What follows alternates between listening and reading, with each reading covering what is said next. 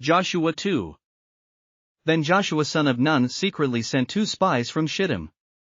"Go, look over the land," he said, "especially Jericho." So they went and entered the house of a prostitute named Rahab and stayed there. The king of Jericho was told, "Look, some of the Israelites have come here tonight to spy out the land." So the king of Jericho sent this message to Rahab, "Bring out the men who came to you and entered your house, because they have come to spy out the whole land." But the woman had taken the 2 men and hidden them. She said, "Yes, the men came to me, but I did not know where they had come from." At dusk, when it was time to close the city gate, they left. "I don't know which way they went. Go after them quickly. You may catch up with them." But she had taken them up to the roof and hidden them under the stalks of flax she had laid out on the roof. So the men set out in pursuit of the spies on the road that leads to the fords of the Jordan, and as soon as the pursuers had gone out, the gate was shut. Before the spies lay down for the night, she went up on the roof and said to them, "I know that the Lord has given you this land and that a great fear of you has fallen on us, so that all who live in this country are melting in fear because of you. We have heard how the Lord dried up the water of the Red Sea for you when you came out of Egypt, and what you did to Sihon and Og, the 2 kings of the Amorites east of the Jordan, whom you completely destroyed.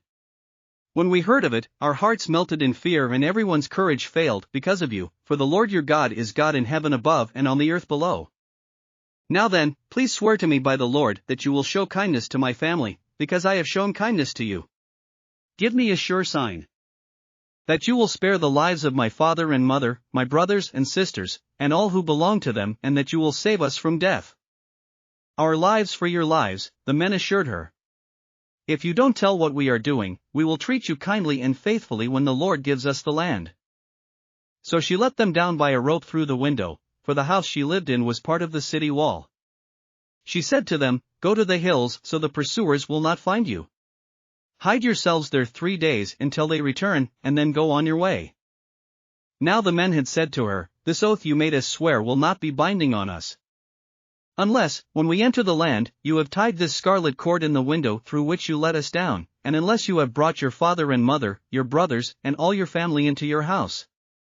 If any of them go outside your house into the street, their blood will be on their own heads, we will not be responsible.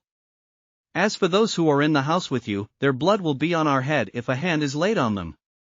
But if you tell what we are doing, we will be released from the oath you made us swear." "Agreed," she replied. "Let it be as you say." So she sent them away, and they departed. And she tied the scarlet cord in the window. When they left, they went into the hills and stayed there 3 days, until the pursuers had searched all along the road and returned without finding them. Then the 2 men started back. They went down out of the hills, forded the river and came to Joshua son of Nun and told him everything that had happened to them. They said to Joshua, "The Lord has surely given the whole land into our hands, all the people are melting in fear because of us." Thanks for listening to another chapter of the Bible. At My Faith Fuel, we believe a good coffee fuels your faith and energizes your day. Please visit myfaithfuel.com to explore our delicious coffee blends. Part of each purchase goes to training worshipers around the world. Thanks for listening.